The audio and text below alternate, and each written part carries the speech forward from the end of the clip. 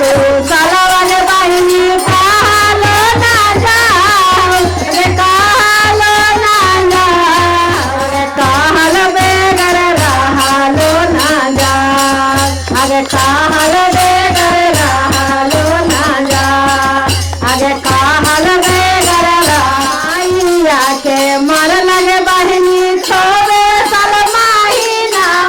अरे छोड़े साल महीना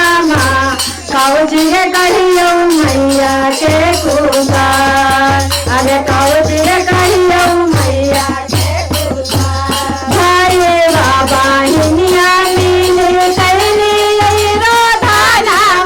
अरे कैली रोधाना भीड़ गेलो बहिनी के चुना अरे भीड़ गेलो लहरा पातो भीड़ गेलो लहरा पातो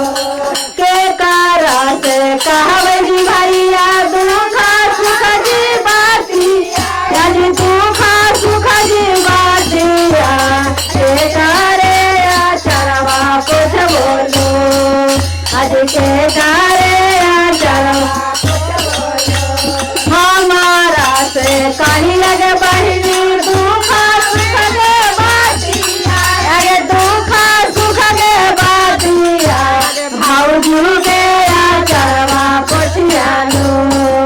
आगे भाऊजू के चरवा पोछिया लो भाऊजी जे हाथ निभल पाराया के रजी बेटिया पाराया के रजी बेटिया मैया नियर भोजैया कहाँ पा मैया नियर भोजैया एतना बचनिया जावा सुना अजी सुना लन भोजैया भाले नन दजबुनमा डोरी आए भाले नन बिना रे मैया के जी भैया कैसन नाई हरवा अजी कैसन नाई हरवा बिना पात के कैसन ससुरा अजी बिना पात के कैसन ससुरा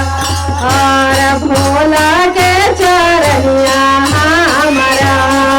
हम गुरु के चरनिया गढ़िया प्रेम से गंगा माता की जय सच्चे दरबार की जय मैया गौरी पार्वती गणेश भगवान की जय।